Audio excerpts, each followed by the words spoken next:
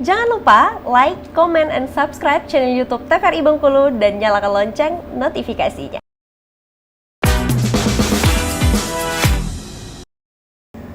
Kita kembali lagi nih pemirsa Opini, obrolan pas di sini masih bersama saya Iqbal Fatwa, dan jangan lupa ya untuk Anda pemirsa Opini bisa follow semua sosial media TVRI Bengkulu mulai dari Instagram, terus juga ada Facebooknya, YouTube-nya, apalagi nih biar bisa mendapatkan informasi ter-up-to-date seputar program-program apa saja yang ada di TVRI Bengkulu. Nah, kita akan lanjutkan kembali ngobrol bersama dengan Bapak Faisal di sini. Nah, Pak Faisal, kita lanjut kembali nih Pak untuk obrolan kita mengenai akuntabilitasnya itu tadi Pak. Nah, dari BPKP kan sudah nih mendapatkan misalnya nih sepanjang 2024, nah sudah mendapatkan misalnya temuan-temuan, oh ini nih yang harusnya diperbaiki untuk kemajuan Provinsi Bengkulu, misalnya dari segi untuk menuntaskan kemiskinan. Nah, setelah mendapatkan temuan-temuan itu, rekomendasi-rekomendasi ini dibawa kemana Pak? Ya, jadi hasil pengawasan itu kita sampaikan ke mitra kita ya, Pemda, kemudian kalau kita berbicara desa juga kita sampaikan juga ke desa, kalau kita berbicara BUMD kita sampaikan ke BMD dan seterusnya. Jadi hasil pengawasan itu kita sampaikan, kemudian di situ biasanya kita sampaikan rekomendasi yang sifatnya perbaikan. Ketika itu dilakukan, harusnya berbagai permasalahan tadi harusnya sudah tuntas. Seperti itu. Misalnya tadi kita berbicara stunting atau kemiskinan, ketika tidak clear desain intervensinya misalnya, harusnya diperbaiki. Kalau ada beberapa kabupaten di sini yang stuntingnya juga stagnan, bahkan ada yang meningkat, berarti ada yang salah. Ada yang salah dengan desain intervensinya atau pensasarannya. Jadi ada yang salah di situ, kita sampaikan rekomendasi. Ketika itu dilakukan ya rekomendasi kita, ya harapannya berbagai permasalahan tadi sudah tuntas. Oke. Dan tentunya tadi misalnya temuan di 2024 sudah diberikan hasil evaluasinya. Nah, berarti untuk di 2025 ini ada juga pemantauan kembali dari BPKP. Bagaimana nih tentang hasil-hasil temuan di 2024, sudah ada perbaikan atau belum? Ada, kita lakukan pemantauan. Pemantauan berkala kita lakukan, ya kita mengingatkan ini sudah ditindaklanjuti atau belum.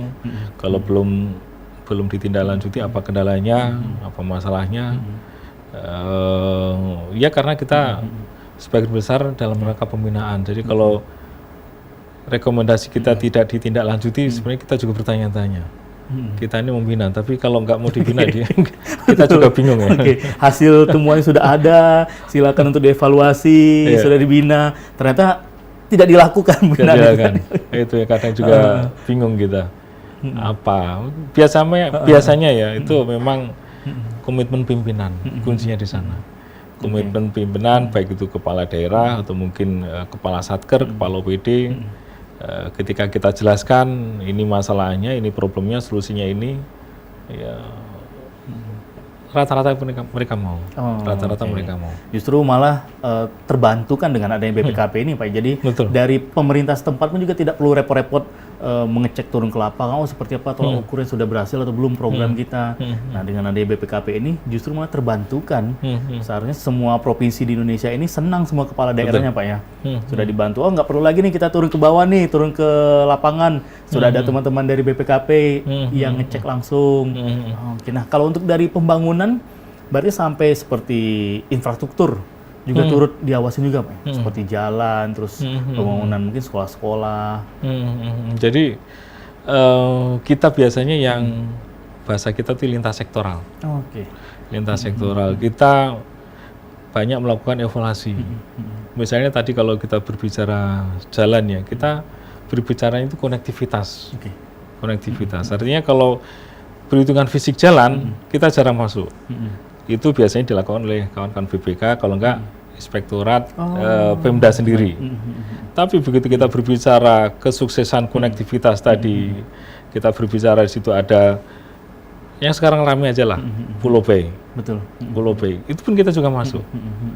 Karena kita lihat itu sangat strategis, kita juga sudah sampaikan atensi, solusi solusi pemecahannya baik ke gubernur maupun di tingkat pusat kita pun sampaikan juga ke Kementerian Perhubungan. Jadi kita sampaikan atensi dan solusinya. Jadi berbagai hal yang sangat strategis kita selalu masuk, termasuk yang sekarang masih berjalan itu adalah Kobema. Ini jaringan distribusi air yang harapannya bisa meningkatkan pasokan air bersih, air minum bahkan di 3 kabupaten kota. Ini juga kita masuk untuk melihat apa hambatannya, apa kendalanya, kemudian ketika ketemu hambatan solusinya apa, ini kita sampaikan seperti itu. Oke, jadi di mana dari BPKP ini melihat, oh sini ada pembangunan mulai dari tadi seperti jalan, konektivitasnya. Mungkin kalau seandainya ada daerah-daerah terpencil yang terisolir gitu, katakanlah terisolir, berarti di situ peran hadir BPKP untuk ngasih ke pemerintah setempat, wah ini ada daerah ini masih terisolir seperti itu. Apalagi sekarang kan di Bengkulu sedang hangat-hangatnya mengenai pelabuhan kita, Pak ya. Betul. Yang sampai sekarang dari pihak Pelindo pun juga masih terus bekerja untuk bagaimana akses dari pelabuhan kapal bisa masuk. Betul, betul. Jadi memang termasuk Enggano. Tim kita pun sampai ke sana. Tadi berbicara konektivitas, berbicara hal yang lain, kita sampai ke sana. Jadi Enggano, kemudian kasus yang hari ini pun kelangkaan BBM sudah kita warning dari akhir tahun lalu, dari awal tahun. Akhir tahun sudah kita sampaikan lisan, awal tahun 2025 sudah kita sampaikan ini ada potensi masalah. Kita sampaikan ke Kementerian Perhubungan, ke Pak Gub, ya, ada potensi masalah ini sudah kita sampaikan solusinya, cuman ya secara teknis di lapangan ternyata nggak semudah yang dibayangkan. Ada kendala ini, kendala itu. Berapa kali saya juga komunikasi juga dengan JM Pelindo, kita sampaikan ya diskusi dan lain sebagainya. Jadi kita pun memberikan solusi di situ. Oke, berarti BPKP ini bisa dikatakan adalah tim peramal, Pak ya. Dengan hadirnya sekarang berita-berita sekarang yang bisa kita lihat di mana-mana di Provinsi Bengkulu, minyak BBM ini langka. Padahal untuk dari BPKP sendiri sudah melihat itu potensi masalah di kemudian hari dari akhir tahun 2024 lalu. Sudah kita. Bahkan dari dari akhir tahun sudah. Bahkan tadi yang kami sampaikan ya ketika melakukan evaluasi perencanaan penganggaran Pemda yang kita berbicara kualitas perencanaan penganggaran Kementerian Lembaga dan Pemda, dengan melihat desain tadi ya, intervensi tadi, dengan melihat program kegiatan gitu, kita bisa sampaikan program yang disusun ini kemungkinan kecil atau berpotensi untuk mencapai tujuannya pun agak kecil atau seberapa ini, karena tadi kita pakai logik tadi, logik model. Jadi ya istilahnya gini ya, ketika kita lihat program kegiatan indikatornya hanya dokumen misalnya, program kegiatan indikatornya hanya dokumen. Dokumen gimana coba? Betul. Dicetak selesai. Bukan misalnya berapa orang yang terlatih atau berapa tanaman yang tolak ukurannya sebatas dokumen. Iya, kadang seperti itu. Itulah yang akhirnya kita bisa tadi yang Mas Iqbal sampaikan, prediksi ya, ramal bahasanya. Kalau desain seperti ini, sulit kita menurunkan kemiskinan di Provinsi Bengkulu. Karena logik model tadi. Nah, tapi apakah dengan seperti itu dari BPKP yang sudah mungkin jauh-jauh hari melihat dengan prediksi logiknya tadi, apakah nanti tidak dianggap seperti mengintervensi, Pak? Nah, pernah ada tanggapan seperti itu nggak, Pak? Terhadap misalnya hadir BPKP di satu daerah nih, dianggap pemerintah setempat, wah ini ikut campur gitu urusan dengan yang ada di daerah. Ya, itu memang tugas kita. Tugas kita memberikan insight, memberikan wawasan, memberikan pandangan. Ya memang itu tugas kita. Early warning, insight itu tugas kita, memberikan tadi pemahaman. Nah, justru kalau ada mungkin dari tingkat desa sampai tingkat provinsi bahkan menganggap BPKP ini mengikut campurkan, nah justru itu yang jadi tanya gitu, ya, Pak ya.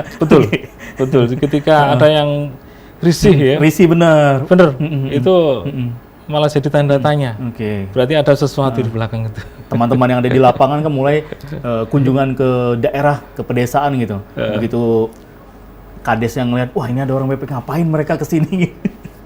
Akan mereka terasa risih atau segala macam.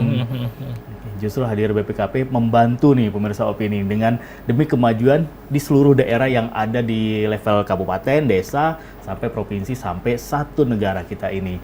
Nah, untuk efektivitasnya, Pak, dari tolak ukur efektivitas berhasilnya nih BPKP dalam melakukan suatu pengawasan. Bisa dikatakan efektivitas itu apabila apa nih, Pak? Efektivitas pengawasan kita ya? Betul. Jadi ketika rekomendasi kita ditindaklanjuti, kemudian tadi kalau kita berbicara ketahanan pangan atau kemiskinan sudah membaik ya, misalnya kemiskinan menurun, berarti kita sudah efektif melakukan pengawasan. Kalau misalnya kita berbicara BUMD, awalnya misalnya tata kelolanya nggak bagus, banyak masalah, akhirnya menjadi lebih sehat, itu berarti kita sudah sukses. Makanya di laporan kinerja kita silakan dilihat di website perwakilan BPKP Bengkulu, kelihatan di situ. Ketika berbicara misalnya BUMD, kita sukses berapa sih yang menjadi sehat, BUMDes-nya seperti apa yang bisa menyusun laporan keuangan kita, seperti itu. Jadi banyak yang kita lakukan, termasuk sampai ke desa tadi. Jadi di BPKP ada yang namanya itu Siskudes. Siskudes itu aplikasi yang free dari BPKP untuk dipakai seluruh kepala desa. Jadi membantu tata kelola keuangan desa. Nah, ngomong-ngomong soal aplikasi dan juga program, yang pernah saya baca nih dari BPKP Bengkulu itu ada namanya program Tabut, Pak ya? Oh iya. Tapi jangan dijawab dulu. Kita rehat kembali, Pak. Untuk pemirsa opini jangan kemana-mana. Setelah ini kami masih akan kembali lagi untuk Anda.